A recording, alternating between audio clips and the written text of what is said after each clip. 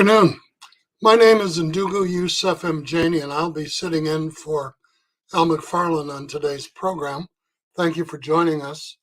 We would like to remind our listeners and viewers that if they go to YouTube on the internet and search for Insight News or The Conversation with Al McFarlane, they can subscribe to the program and help us build our audience. We would really appreciate your support in doing that. Today, we have an incredible program that I think you'll find quite informative. This coming Friday is Earth Day, April 21st, 2023. And the community is invited to take part in a Community Environmental Justice Expo, which we're going to be talking about on today's program. Our guests are Michael Chaney from Project Sweetie Pie, Britt Howell, a plant-based nutrition educator, and Kieren Morris, who is with Midwest Farmers of Color and BF50 Indigenous Health Initiative. So I'd like to invite them into the program with us at this point. Good afternoon and welcome. Good day to you, my friend. Michael, it's always good to see you. For years, you have been involved in providing affordable housing, in working around community health and food initiatives. So I think it is natural that you be one of the principal instigators in this effort. And I'm also pleased to have this opportunity to meet and interact with Kieren Morris and with Britt Howell as well. So welcome to the three of you. Michael, you're involved with Sweetie Pie. Can you tell us what that is? Sure. North Minneapolis is going green. Give us a call and learn what we mean. Where once lie urban blight, now sits luscious garden sites. Gardens without borders, classrooms without walls, architects of our own destinies, access to food, justice for all. And now, like sweet potato vines, our missions and goals all intertwined. Thanks for having us on the show today, Yusuf.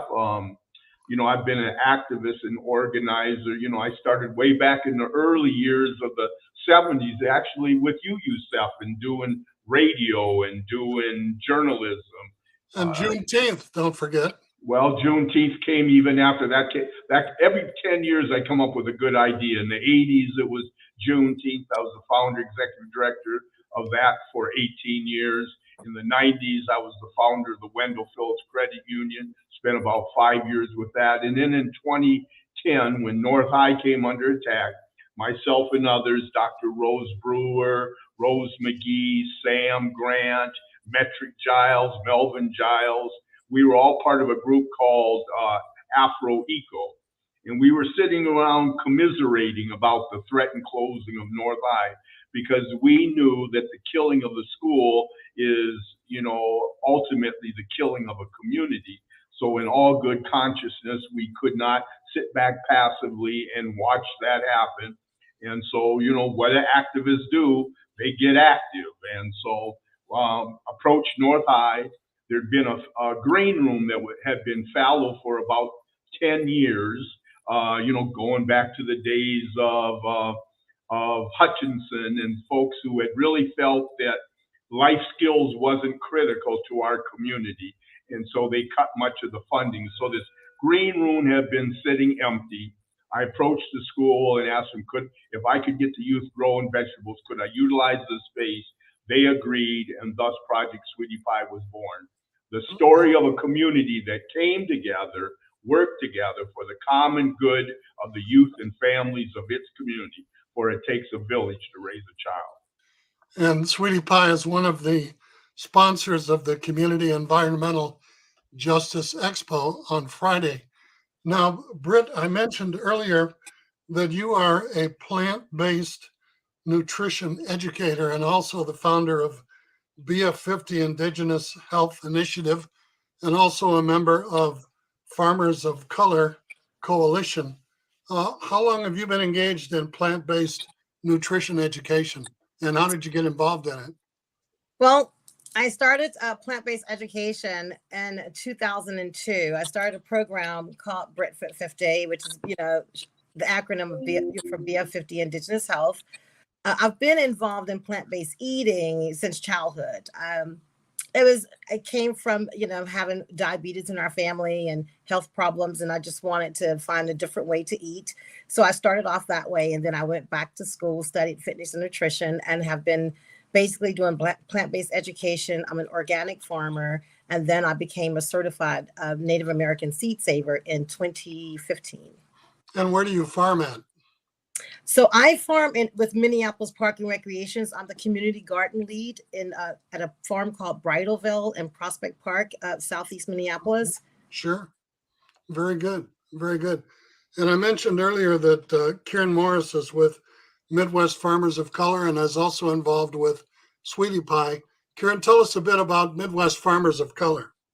Yeah, absolutely. Well, Midwest Farmers of Color is at this point a collectively structured network. So it's bringing together farmers largely from Minnesota, Wisconsin, and some folks in Iowa. And basically, we're identifying points of collaboration, trying to figure out what resources can be shared, what connections can be shared.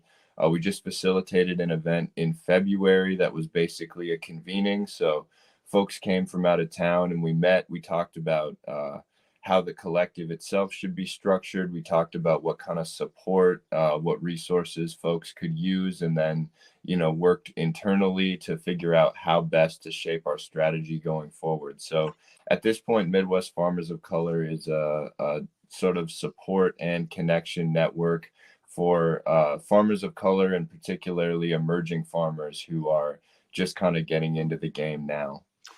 On a side note, over the past couple of decades, there's been a tremendous amount of pressure placed on the United States Department of Agriculture because farmers of color have not been even on their radar.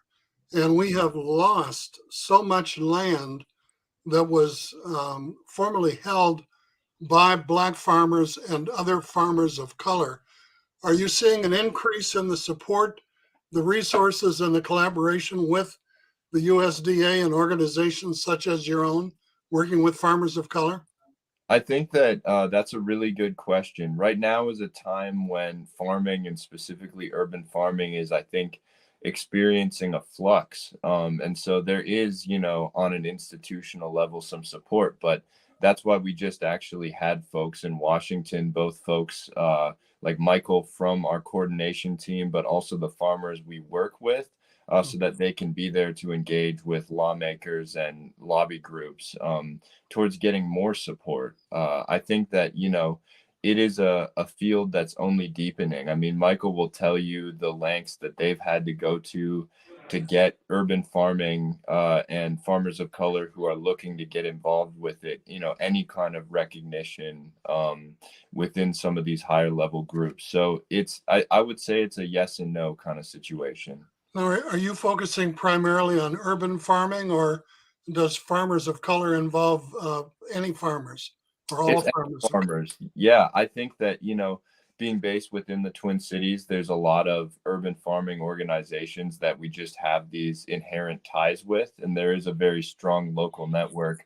But we're also working with folks out in Cambridge, folks who are in the Driftless region in Wisconsin. So it varies. But at the end of the day, I think that, folks both in rural areas and in the cities are starting to share and cultivate these ideas of collective action and, resource sharing and opportunity development.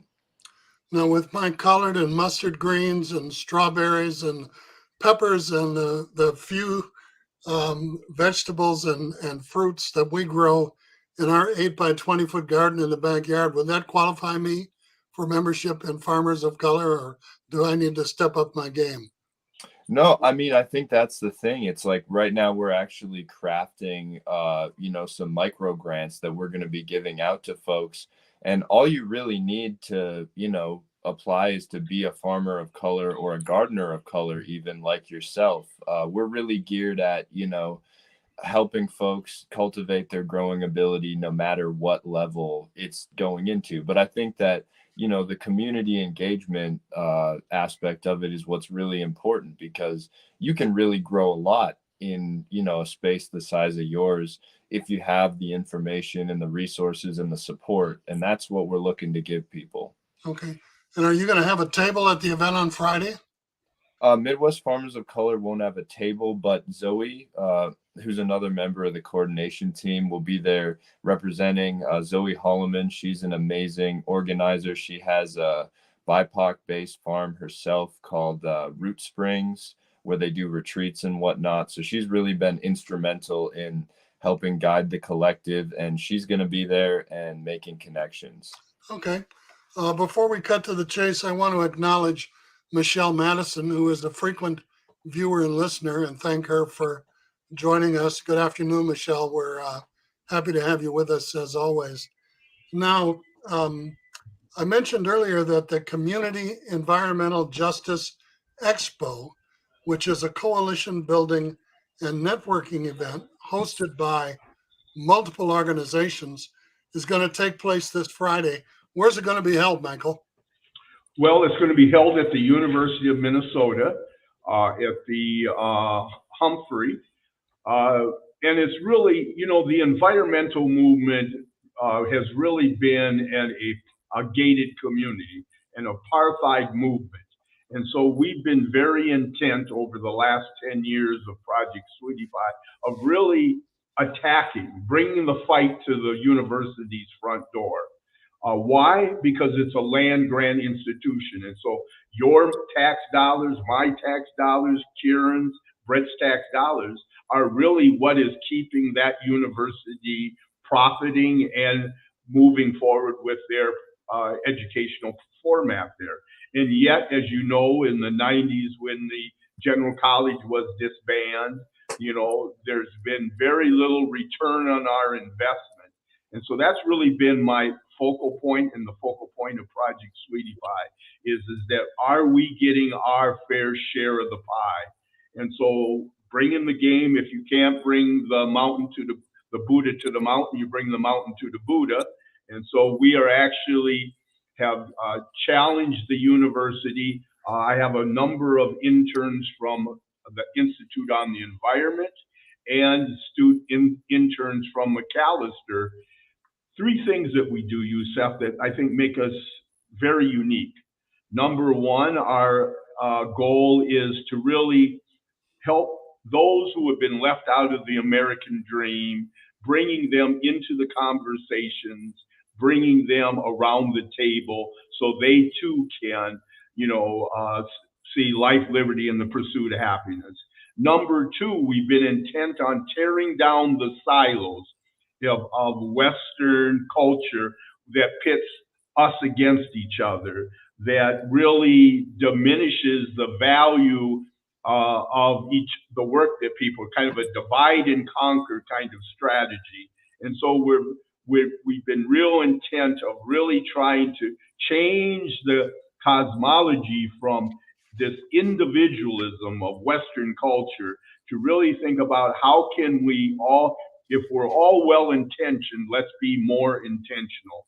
And then last but not least, as exhibited through our work in the Upper Harbor Terminal, how do we go about changing, doing a paradigm shift where local land development, particularly when it entails public dollars, how can we really do development from the grassroots up rather than the way that it's been historically, which has been a top-down, very oppressive, biased, and like I said before, gated approach that has left us out of the picture, and we are trying to change that.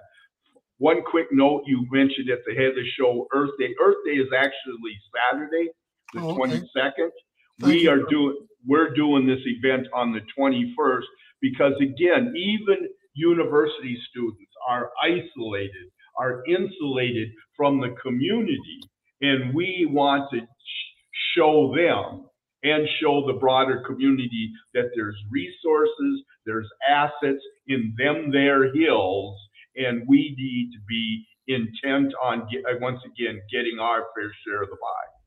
So the Community Environmental Justice Expo takes place this Friday, April 21st, at the Hubert H. Humphrey Institute of Public Affairs on the West Bank campus of the University of Minnesota from noon to 3 p.m. Let me ask a question of each of you. What impact do you hope to have as a result of this event, given that it's being held here in the Twin Cities? Don't all speak at once. I'll start. Go ahead. Well, one of the things that when Michael and I discussed this entire thing, Michael contacted me in November of 2022 with this idea. And one of the things that he talked about is we can sit in a room all day and have conversation around the environment, climate change, plant-based education, all of those things. But if we're not reaching the masses, then what are we really doing? If we're all working in silos, we're not reaching out to the folks who need to hear about the work that we're doing. And one of the accomplishments that we hope to have is so that, it's really important to be seen and to be heard, right? In order to bring some of this together, it takes funding. So what I hope will happen is we start to reach some of those funders. So instead of them constantly and continuously giving the funding to folks who may or may not be serving the communities that Michael, myself, and Kieren work in, we're hoping that some of that money can come our way because we are working in those green zones. We're working in cultural corridors, folks who actually need folks like us to represent them. So that's one of the big things we hope that we can do in terms of reaching people. And the other thing is reaching people, right? We want to reach folks and so they can see what intentional programming actually looks like, right? So that is the big hope that, we're hoping that we reach folks who actually need to hear about these programming. There are many people who may or may not even know that Michael himself has all of these farms on the north side and beyond. They may not even know about that. There are folks who don't know that there are community gardens that cater to and reaching out to communities of color. So if they don't have land, they can come and plant their garden right there in a Minneapolis Park and Recreation Garden. So all of these things are necessary. And so we're hoping that we reach those people that absolutely matter. Kieren, what do you hope to gain? Yeah, thanks for asking. Well, I tend to think about these things on like macro and micro scales, I think about, because I studied history at the University of Minnesota myself. So it's a little bit of a full circle coming back and doing an event there. So, when I think about things from a macro scale, it's like we're really at a crossroads make or break moment, I think, in terms of society and climate and, the environment and all of the different things that we're going to be discussing, food systems. There are places in the US where people's food security and especially their nutritional security are under threat. We're seeing these extreme weather events happening all over the place that are causing real damage to communities. And we also have, situations like the roof depot demolition in East Phillips and South Minneapolis and the incinerator that's adjacent to North Minneapolis that are causing, direct bodily medical harm to people. Sure. So our relationship with, ourselves and the world is really in flux. And what Michael does with art and with community organization and what Britt does with, nutrition and with creating cultural spaces, it's like, that's what we really need right now to cultivate. And like Britt was saying, people don't know that these opportunities exist. People don't know that other groups working in these areas exist. And the fact that, we're able to get 50 organizations to come table and representatives from countless more to just show up and walk around and talk and meet people, we're really taking these issues that exist in isolation and throwing them into the stew pot and, hoping that we can get something cooking. And like, I haven't been in the game nearly as long as these folks, but I really got involved because of George Floyd's murder and the aftermath and like the direct, cultural shock that had on food systems, on people's mental health, on policy, on, you know, obviously everything that's followed with law enforcement. So it's like, this is a time, you know, to act, but also to heal and to ponder. And we're going to make a space where all that stuff can happen. So that's the macro. But then when we look at the micro scale, it's like all this stuff is so big. These issues are so complicated. And how do you get involved personally? I mean, the easiest pathway is to put another person in front of you who can have a conversation with you about what they're doing and how you can help. So I think that's really what I hope to achieve, is like building on all of this momentum that we've had to have this event that can be a really great kind of, you know, mixer, idea blender time.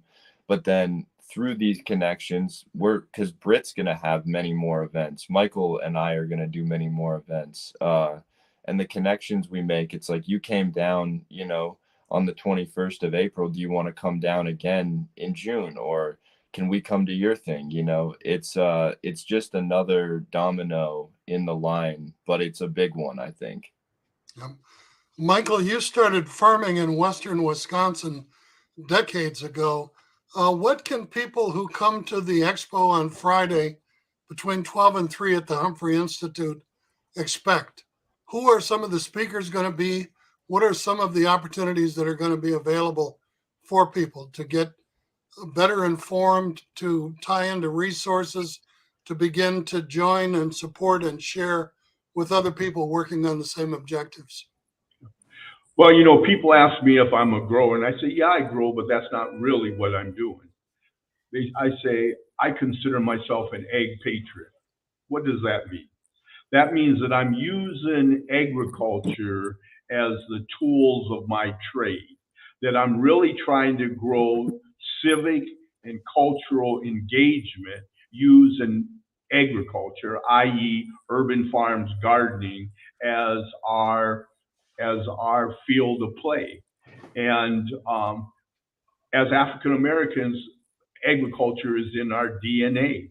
In the turn of the century, you talk about Western Wisconsin, the turn of the century, my grandfather, a black man, owned over 1,000 acres in around the Spooner, Wisconsin area.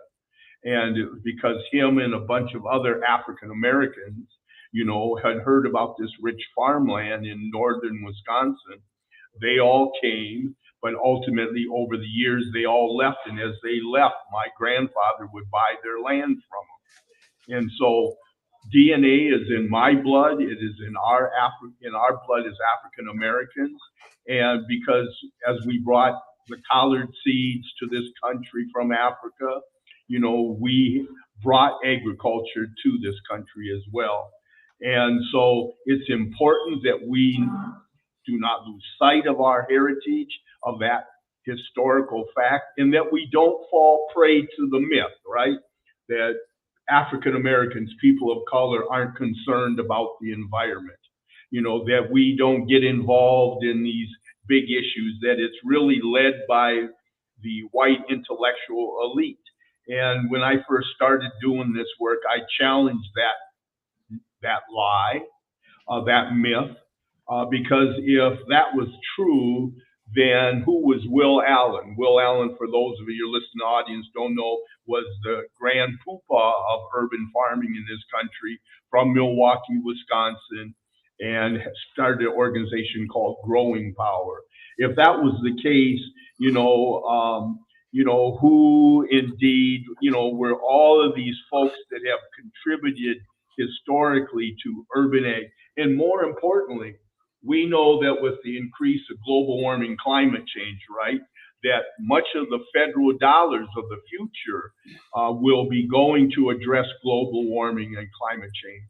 And so the future is now. It's important that we start strategizing for that future, that we start determining not only how it is that we address food access, because as you know, Youssef, that wars are fought and won or lost over food supply. So food access is only just a small component of this much larger aspirations and goals.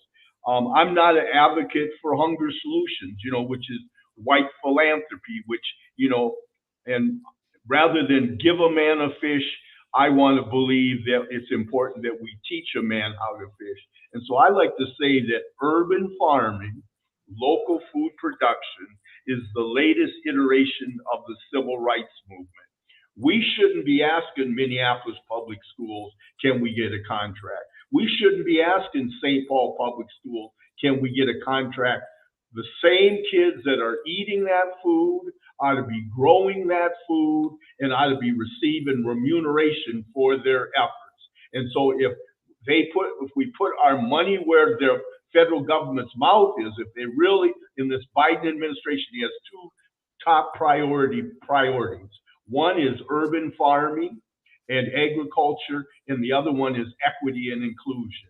We fit both of those bills, again, and even looking at the Pickford lawsuit, for your listeners that don't know about that, that was that large federal class action suit that happened in the 80s, happened in the 90s, where because Black farmers and farmers of color, historically, as you referred to earlier, Youssef, that we weren't granted funds, that we were slowly ostracized and burdened, and lost much of the land mass that our forefathers had as farmers of color.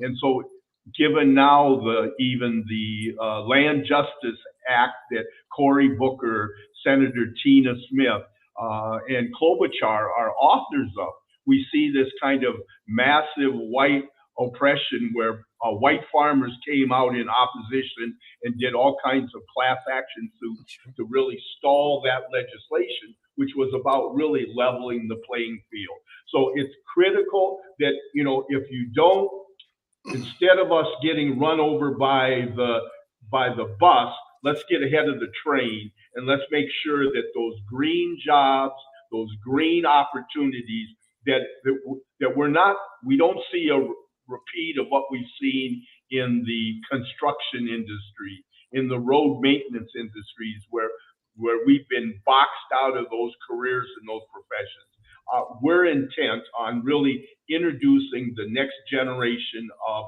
urban farmers and the changing face of agriculture. That is the task before us. Okay, before I point out that we've faced this opposition ever since the discussion began about 40 acres and a mule for former people who were enslaved, I want to shout out to La Lupe La and thank her for joining us this afternoon as well. Greetings. But let me ask you this. The program on Friday afternoon, noon to 3, at the Humphrey Institute on the West Bank campus of the university is open to the public. But one of the primary focal points of the gathering is to encourage university students or students in higher education to learn from community-driven environmental justice initiatives in the Twin Cities area. What would that look like if it were successful? Well, what that would look like, again, as I referred to before, right now I currently have 4 students from the University of Minnesota who have been critically important working with Britt and Kieren on the creation, marketing, promotion, co-creation, co-design, and co-curating that space. And so call this a matchmaking event where we're trying to bring community leaders, a leadership of color, but environmental organizations at large. There's a lot of trauma around the planet, even among young people, about global warming and climate change. And people, the average layperson, there's really no point of entry for them to really get into the conversation, let alone trying to figure out how do we deter some of this existential threat called global warming, climate change.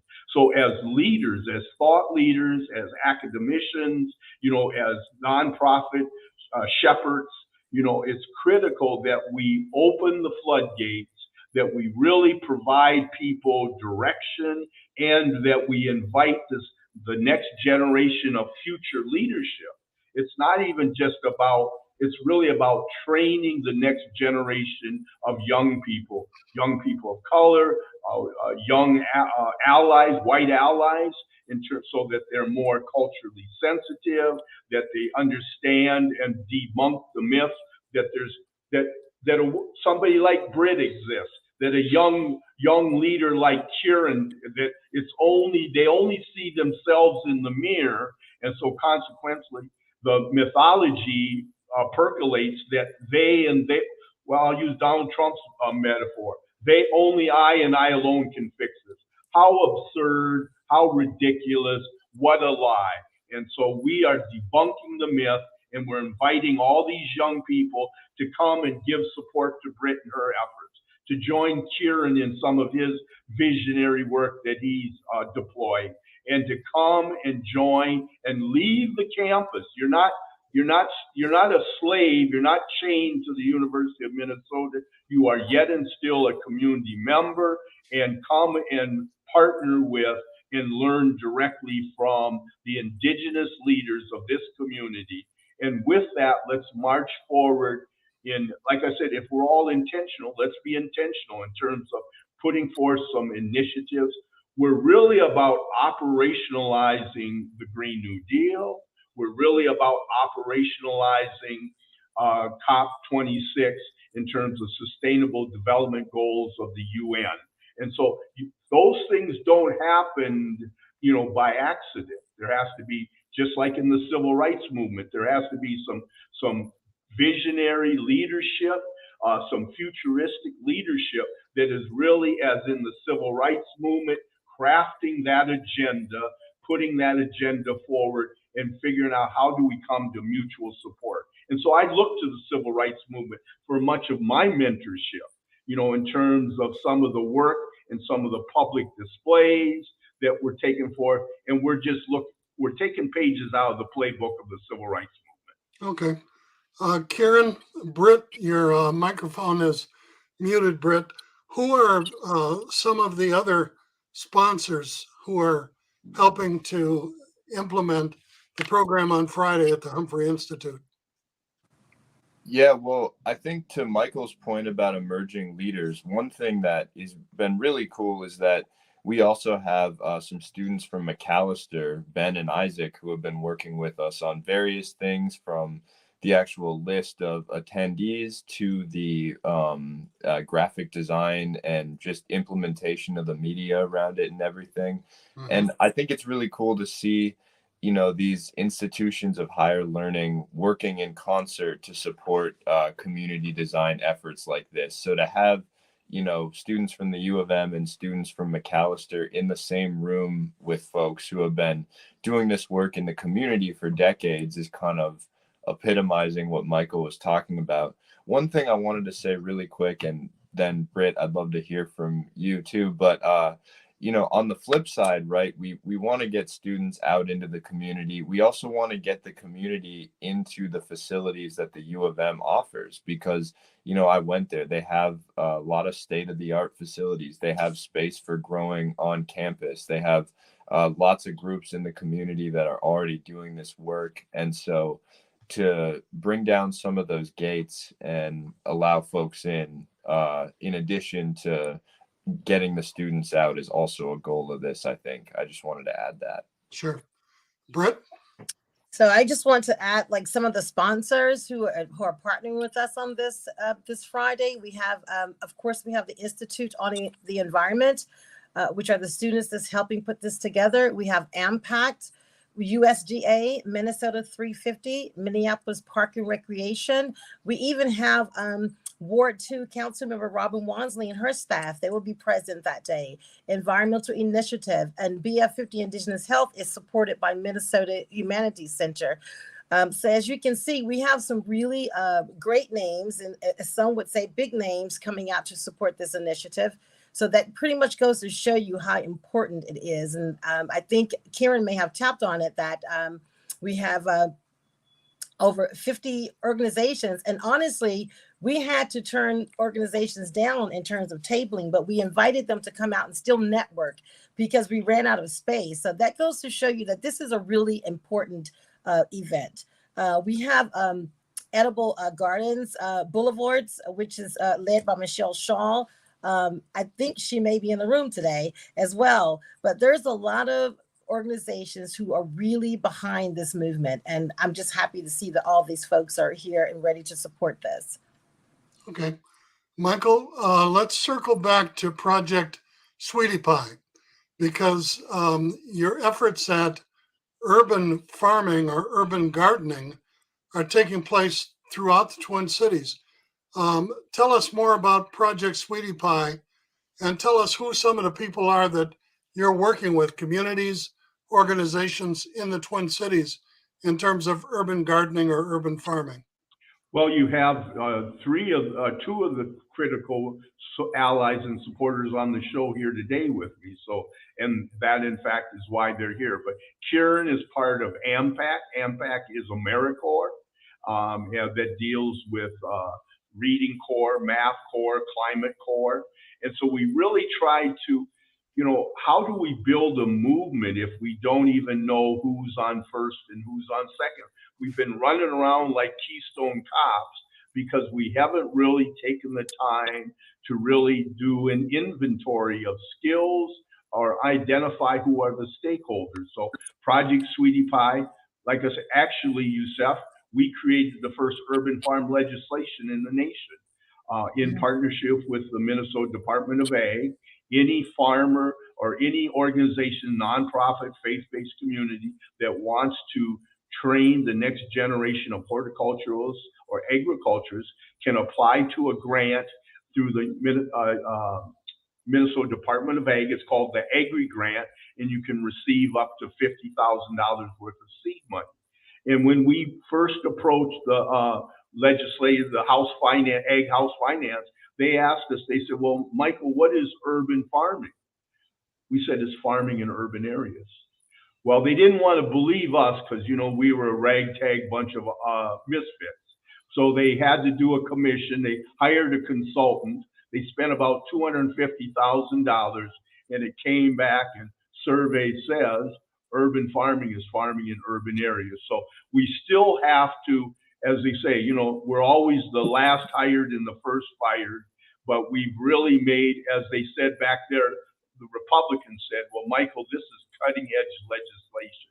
And we were about 7-8 years ahead of ourselves. Now there's a urban farm national office just opened up in St. Paul. The Farm Service Agency just opened up a farm service office, urban farm office that Metric Giles is involved with in St. Paul. He's a leader in St. Paul. Everybody knows the Urban Ag Alliance over there. And so, again, it's really about mobilizing and energizing communities to realize that this is not just about food access, but it's about economic development. It's about human development. It's about youth development. It's about community development. And so urban farming is, an ideal gateway drug to really bringing young people forward. So we're partnering, one of our partners and the sponsors of this event is the NRCS, Natural Resource Conservation Services. Project Sweetie Pie was selected one of 17 cities across the United States to represent Minnesota in an initiative that they call the People's Garden. And so we've received funding for the next 2 years to do this initiative. And so we've wedded it to, about 10 years ago, I created myself, Myron Green, and Ed Irwin, we created a food program that's been in existence for the last 10 years, 3 days a week. People from the community can come to Oak Park Neighborhood Center and they can get a home-cooked, nutritious meal. One of our earliest proteges from Project Sweetie Pie has now grew up in that system, and she's now the head chef taking care of that program. So it's been a decade, and we've seen some of the young people that have been part of Project Sweetie Pie. Every year we partner with the city of Minneapolis. This year we'll have about 20 youth who will work, around all of this. Right now, we've got about 15 gardens throughout North Minneapolis, and it's our job to train these young people in horticultural skills, how to grow their own food, how to cook their own food, and how to serve that food to the community. So we're very proud of the accomplishments that we made. Another big initiative is that we're in partnership with Elon Musk's brother, Kimball Musk. And a couple years ago, he had what he called the Million Garden Challenge. We applied and we were the winners of that award. And after we did the event, we were asked to become part of a governance board. It's called the Big Green DAO. And so we've actually deploying resources. That $1 million grew to $6 million. And it's a fund for BIPOC organizations across the United States that are doing good deeds. We identify them, and then we try to give them the much needed funding so that they can not only grow or survive, but thrive. For people in the audience who aren't familiar, BIPOC stands for Black, Indigenous, and People of Color. And if you joined our program this afternoon in progress, I'm Youssef M. Chaney, sitting in for Al McFarlane today and hosting the program. And with me are Britt Howell, a plant-based nutrition educator who is the founder of BF50 Indigenous Health Initiative, Kieren Morris from Midwest Farmers of Color. Kieren is also involved with Michael Chaney in Project Sweetie Pie. And Michael Chaney has been doing this work in the community and around the country for decades. And we certainly do owe him a debt of thanks for his efforts to spread the word, to plant the seeds, because they clearly are blooming. And we've been talking about, and we'll continue for another 15 minutes, about the Community Environmental Justice Expo, which takes place this Friday, April 21st, from noon to 3 p.m. at the Hubert H. Humphrey Institute, the School of Public Affairs at the University of Minnesota. It's on the West Bank, 12 p.m. noon to 3 p.m. this Friday. And this is a coalition building and networking event hosted by Project Sweetie Pie, the Institute on the Environment, BF50 Indigenous Health, Midwest Farmers of Color Coalition, the Nature Conservancy, Hennepin County, the University of Minnesota Green Summit, and dozens of other organizations. It's a great opportunity for education, for networking, for identifying resources, and for learning about what's happening. When we talk about community gardens or urban farming, people think of the Hmong or the Southeast Asians, who they see in many of these plots around the Twin Cities. And as you go out into the suburbs and exurbs, even on some leased land, some farms. But we also have, is it Frogtown Farm, on the location of the former Wilder Foundation on LaFond and Victoria and Milton. There are a number of individual gardens that are planted on the site where houses were torn down during the urban renewal or Negro removal phases of our community. There, we have a community garden right across the street from our house, and many people have gardens in their yards. Now, what happens with this food? Do people sell it? Do they, can it? Do they donate it to the food shelf? Do they give it away? Or exactly what in terms of the community gardens, the urban farms? And approximately, do we know how many community gardens we have in the Twin Cities metro area? Well, as far as that statistic goes, I'm not sure, but I know it would be well into the hundreds. I mean, just about every neighborhood has, at least one. And, if not what we might think of as a large plot structured community garden, there are, one of the things that we talk about is adopt a plot, adopt a lot, adopt a garden box, which basically says that you can grow anywhere you can put stuff. So, you know, there are definitely hundreds of community gardens in the traditional sense, but I would say in terms of urban farming on a whole, you know, as we're learning, as it develops, it's such a diverse modality of creating food. But as far as where that food goes, you know, I kind of look at it like a lock and a key. So when it comes down to it, there's a lot of different challenges that communities face, economic, nutritional, health-wise, and urban farming has the capability through both the actual food it creates, but also, as Michael was alluding to, the way in which it brings community together and creates further opportunities. And so what's actually happening with the food is reflective of whatever, you know, the gaps are that need to be filled. So there's programs like Dee Fuller at Oak Park, who Michael mentioned, where we're taking food directly from the garden and putting it into the meals that are cooked and then going out to people for free. But then there's also CSA programs all over the city where people sign up to have some share in a farm or just for free, and then they have boxes of produce from that farm delivered on a weekly basis. So there's lots of different forms that the actual application of the food can take. A lot of it does go to food shelves and other mutual aid sites that give it away for free. But I think one of the things that we really want to do as we move to flesh out the networks that we're creating with this event and with the other stuff we do is to create more synergy around, you know, where the food goes and making sure it doesn't get wasted and it goes to those who need it. And that also comes down to stuff like equipment sharing or work sharing, or, you know, where can we move these interns who are working here to do stuff at this community garden, you know, on this day when they need some hands. So it's it really varies where the food goes. And I think there's a natural tendency for it to move where it's needed, but we want to help, you know, steward that process and break down the silos so that we're doing it as effectively as we can, if that makes any sense.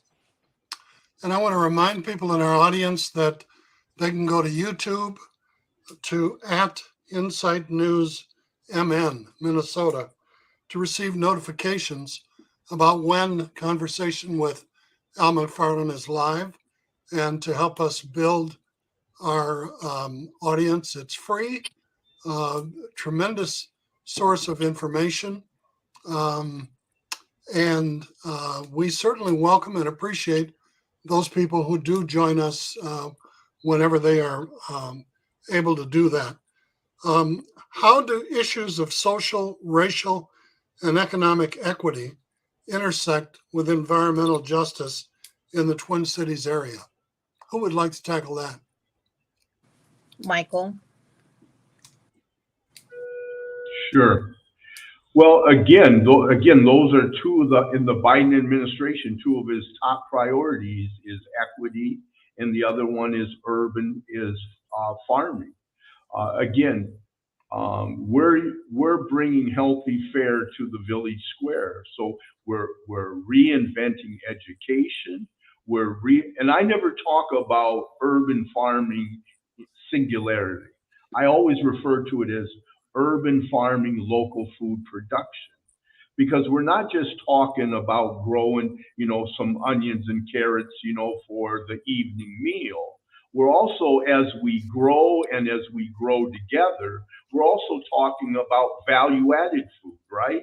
You know, where can we take those culturally specific foods that, you know, we're a very diverse community? Can that be reflected? And so I like to say, we'll know if we've achieved equity and inclusion if the food that sits on the shelves in our big box stores really is indicative of that. And so do we have a lot of work to do? Yes.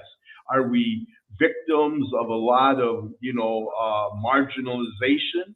As we know, that's what low-income communities are. You know, we've been marginalized. We've been victims of institutional racism, well, at least for 400 years. And so there's much work to be done. And so that's why I'm advocating that we've been looking for love in all the wrong places in terms of looking to the USDA or in fact Minnesota Department of Agriculture. I really think that we really have to become very progressive and really look at these gardens, these community gardens, these backyard gardens, these school gardens, and I created an acronym that I call PODS, Place-Based Organizational Development Strategies. And what that translates into is how can we turn these garden sites as kind of iconic destinations, right? Stops on the Underground Railroad, and how can we turn them materially into a co-op? And so we're working to frame out what I call the United Urban Farm and Food Federation. That puts us in league and aligned with the credit union movement. It puts us in line and in sync with the community food co-ops. And so then we will have a broader bench. We will have a more invested allies where we can really start talking about how do we aggregate produce. I don't care if somebody's growing 4 tomatoes or 400 tomatoes. If we can build a distribution system that can incorporate schools, faith-based organizations, every church in our community moving into the 21st century ought to have a garden. Every church, every school moving into the 21st century ought to have a vertical farm.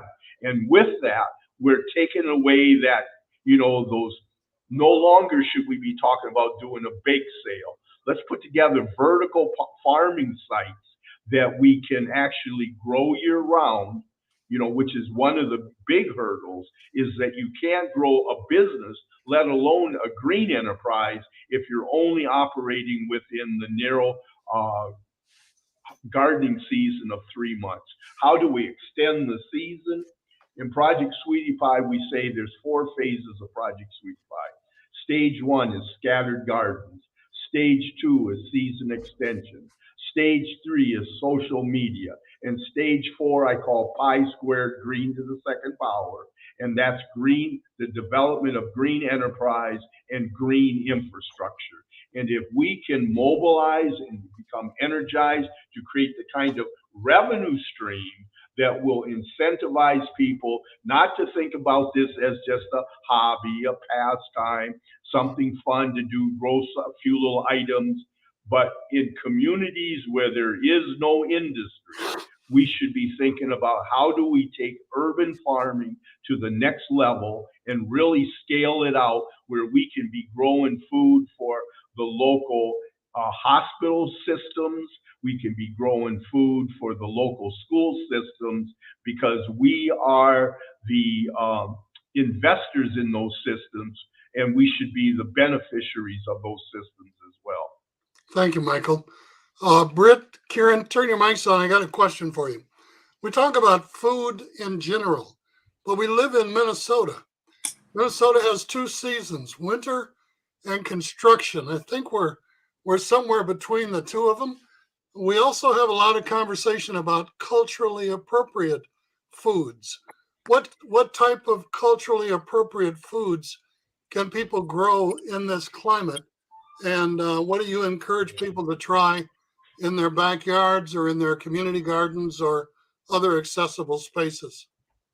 Yeah, well, I mean, I think, it's a very multi-level question, because on the one hand, there is really a lot of stuff you can grow here. There's a lot of varieties of plants that are more acclimated to the colder climate and the soil type that we have here. And so certainly like collards, kale, and some of the other brassicas, the family that kale is in, do really good here. But also, as Michael was talking about, I think season extension is a huge thing that we want to work with in terms of developing those localized food systems. And so creating indoor growing spaces that are accessible to folks where they can continue growing into the wintertime. And, I don't know if you've ever been to the free conservatory over at Como Park, but going into a heated green growing space like that in the wintertime in Minnesota has like an immense mental health benefit as well. So creating those collectively run growing extension indoor spaces, I think could have a really nice impact on people during the wintertime when there's not a lot of green or warmth. But yeah, I would say that there's lots of places that you can plug in if you want to find out about specifically what's good to grow. The University of Minnesota also tests soil. So if you want to find out specifically what'll grow the best in your backyard, you can get them a sample, and they'll give you a full breakdown of the different nutrients in there and if there's any contaminants and how best to move forward. So there's a lot of resources. They do that on the St. Paul campus, correct? I believe so, yeah. Is there a cost associated with that? There is some cost, but I don't think it's anything super exorbitant. Yeah. Britt, your take on culturally appropriate foods? Well, I actually was part of an urban farm. It was the first urban production farm in Minneapolis. I helped direct the structure of the urban farm there at Little Earthling United Tribes back into 2015. And we had the ability to grow corn very well. We grew all types of squash, zucchini, greens, kale, North Carolina kale, collard. So there's a lot of different types of foods that you can grow. We grew a lot of peppers that most folks don't think will grow well here, but they do. We grew these habaneros that look very much like, if anybody's familiar with Caribbean food, and I am, if you're familiar with Scotch bonnet peppers, there's a habanero pepper. I can't think of this particular name, but it tastes very much like a Scotch bonnet. It's nice and spicy. It grows very well. I grew something 2 years ago called Armenian cucumbers. I don't know if you're familiar with that, but they look like serpents, like a snake. They grow particularly well. So there's a lot, and the teachings that I do are intentional and cultural teaching. So a lot of the foods I make are plant-based foods, but it's cultural food. So we have the ability to grow more than what we probably think we can. And in terms of the question before about what we do with the food, because I'm on Minneapolis Park and Recreation, we're not allowed to sell food. Michael doesn't like that. However, we do grow about 15 plots of food that are community driven. So all of the food that we grow in those plots go to a local food shelf right here in Prospect Park. Good, very good. Listen, what's your website? Yusef, I just wanted to also add that Midwest Farmers of Color, which both me and Kieren are part of, we've just formed a partnership with Ujamaa Seeds, and it is a seed collective. Sister out in the East Coast has started, and they're actually gathering seeds from all around the globe and becoming seed savers. And so it's important that we save the seeds. All right. Michael Chaney and Kieren Morris from Farmers of Color, and also Project Sweetie Pie. Britt Howell from BF50 Indigenous Health Initiative.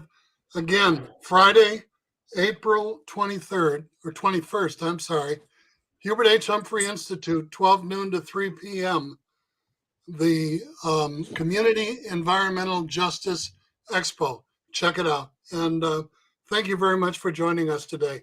I'm Yusef M. Janey. God bless, and have a great afternoon. Thank you.